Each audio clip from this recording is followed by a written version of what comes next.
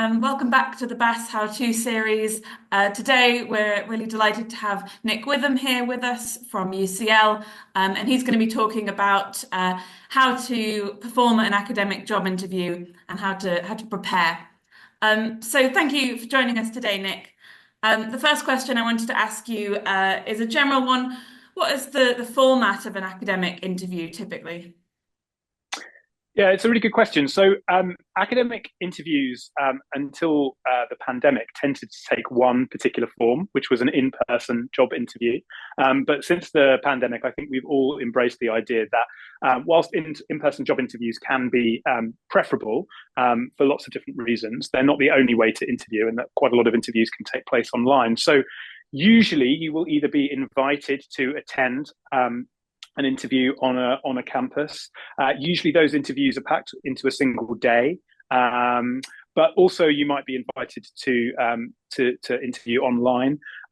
If it's difficult for you to travel to the place that you're being called to go to, I wouldn't be afraid of interviewing online either. I think, that would have been something that most people would have advised against in the past. But we've got to a point now, and I've witnessed on the dozens of interview panels that I've been on, situations where we have interviewed people, where we have appointed people who have been interviewing online, where we've had people in the room. So I think it's something to navigate. So that's one point about the format.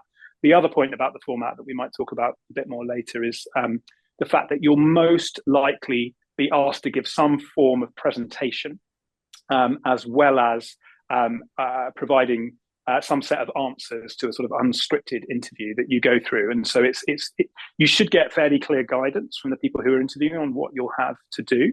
But it's worth bearing in mind that the vast majority of interviews will have some kind of combination of those two things. Great. And what does a panel look like for an academic interview? How many people are on the panel, and then kind of who? Yep. The panel will probably depend on the type of job. And I would kind of distinguish between a permanent academic job where the panel is probably going to be slightly larger and contain more senior people within the department and the university that you're interviewing at, as opposed to a temporary teaching job or an interview perhaps for a temporary postdoc, where the panel will probably be slightly smaller and not necessarily include lots of senior people. So what you're likely to be confronted with in the interview panel itself is the group of people who are responsible for making the final decision, weighing the pros and cons of all the different candidates that they're interviewing. That panel will have a chair, and it will likely have between three and seven other members, again, depending on the scale of the job and depending on the particular kind of precedents that are set at the institution. So the chair will usually be either the head of the department that you're interviewing to become a part of, or at quite a lot of institutions, faculty deans will sit on and chair interview panels. So that's someone whose responsibility lies above and beyond the department. The panels will then be peopled with other academics in the department. In some cases, professional services and administrative colleagues, but usually it's going to be made up of academics. And I would hope in today's climate that an academic job panel would never be made up of a single gender, and would have some kind of career stage diversity on it too. So especially if you're interviewing for a relatively junior post, I don't think it's good practice to people the panel with a group of eminent professors on their own. It should be a kind of mixture of career stages and like I say, a mix of genders too. Okay, so a fairly big general question is, what is the panel looking for in an academic job interview? Yeah, so a well-designed and well-executed appointments process will always start with a person specification, which is essentially a document where you outline what the duties of the role will be and what kind of essential and desirable criteria you are looking for in your successful candidate. Now, that is a piece of kind of HR process that it's important for everyone to follow, but I think it's also important for candidates to be looking carefully at that. Whenever you apply for the job, at the point of application, a person specification should be available. But if for some reason it's not, and you're called to interview, I think you're perfectly within your rights to ask to see the person specification for the role that you're interviewing for, because it will allow you to get a sense of exactly what the panel is looking for. Usually person specifications are broken down in a kind of a fairly generic way. You might have some criteria related to research, some criteria related to education, some criteria related to your ability to be a good institutional citizen, and then perhaps some criteria relating to particular types of value sets, often especially in relation to equality, diversity, and inclusion that the panel want you to speak to. So that is a really important document to have in mind, and it's an important document to refer to as you're preparing for the interview, because it should, again, good practice is that it should be the document against which all the members of the panel are scoring your answers to specific questions, that each question maps on to one of those person specification criteria, and then allows you to demonstrate your competencies in those areas. So that's the kind of perfect scenario. It's not always the lived experience. Quite often, a chair of an interview panel will say, look, we've got a set of questions, but we want this to feel a bit more like a conversation. So we'll ask some follow-ups, we'll push you in different areas. And the interview may feel a little kind of less formal than what I've just implied it might feel like. But ultimately, you should be being scored against those person specifications and criteria. And so that's what a panel is looking for. So let's just step back from the technical HR answer. I think the other thing that the panel is looking for is someone who fits into the department, right? And someone who offers the things that the job is designed to be looking for. So the job might be a brand new academic position that's looking to push the department out in new directions. They might be advertising for a role that has never really been covered in research terms or in education terms before.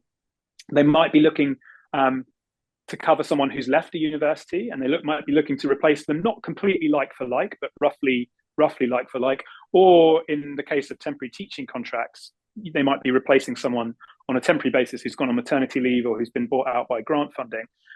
In which case, you'll be kind of slotting in to really cover that person's work in a kind of interim basis rather than doing your own thing. So I think it's worth bearing in mind which of those kind of versions of the job it is you're applying for, because again, you might want to pitch yourself slightly differently. And if that isn't immediately apparent, I think it's perfectly appropriate to contact whoever the official contact is on the job advert to say, what kind of role is this? Am I filling a gap?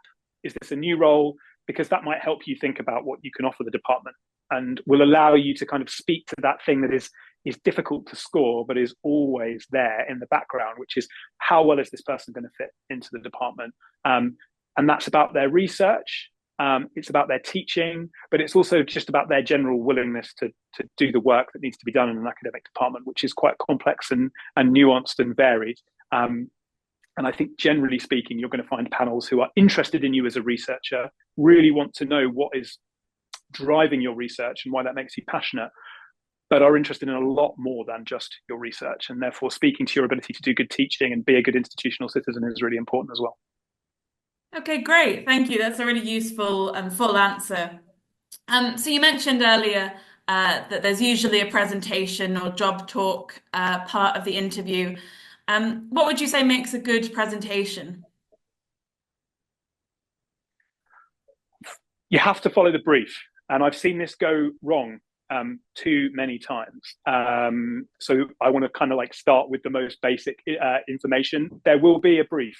You will be told what you need to do in your presentation, and you will be told how long that presentation will be. You'll also be told who the audience of the presentation will be, and you need to pay really close attention to all of those things, right? We, in my department, have had multiple candidates who've been asked, let's say, to speak for 15 minutes, the first 7.5 minutes roughly, to speak about their research agenda, the second 7.5 minutes to talk about what teaching they would offer in their department and how that would relate to their research agenda. They've then spent 14.5 minutes talking about their amazing research and 30 seconds just kind of gesturing towards some teaching that they're doing. Now, we've all learned an amazing set of things about their brilliant research, but they don't appear to us as a department like people who care about teaching or are going to be enormously competent at doing their teaching, right? So really speaking to the brief is important and being careful with that. Keeping to time too. It's difficult to keep to time when you're nervous, when you've got lots to say, when you don't feel as though you've got long enough to say it.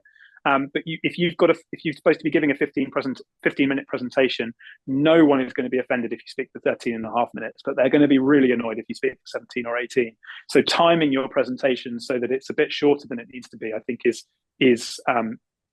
really really important.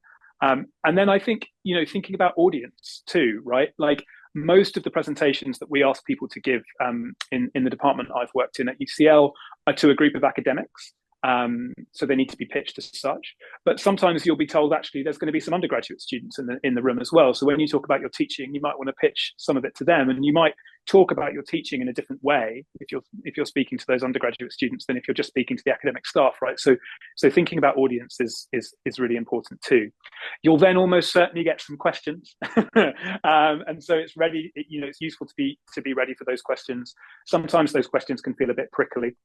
I think especially if people are pushing you on your research, and you can expect a bit of that, but it's just good to answer honestly and openly. And if you're not sure how to answer, being honest about that.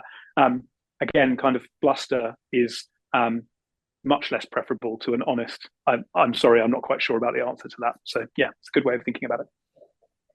All right, great. And we've talked about the interview itself. What about before the interview? What are the best ways to prepare, would you say, for a job interview? It's one of the hardest things, I think, to prepare for. I've prepared myself for quite a lot of job interviews in the past, and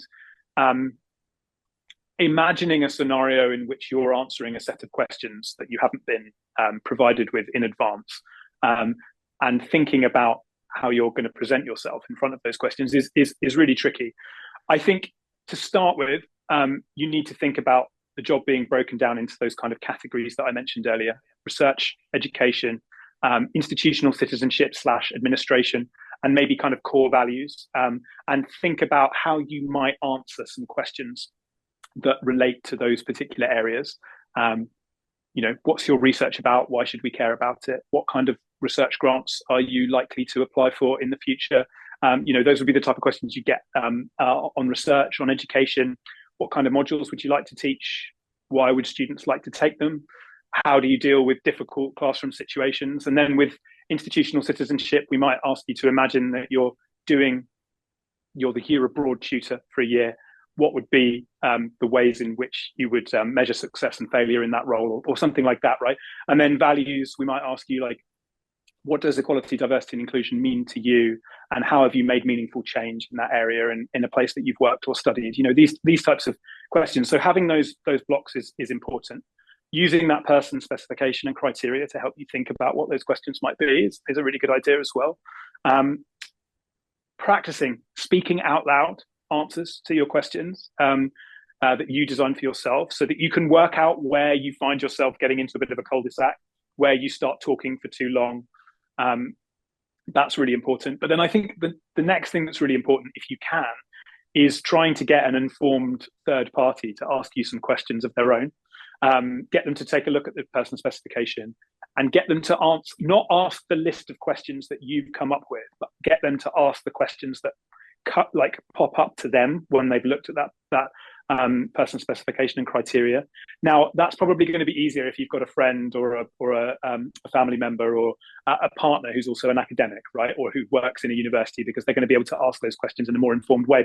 But everyone who has ever interviewed for a job, right, which is almost everybody in the world, is going to be able to give you some support on that.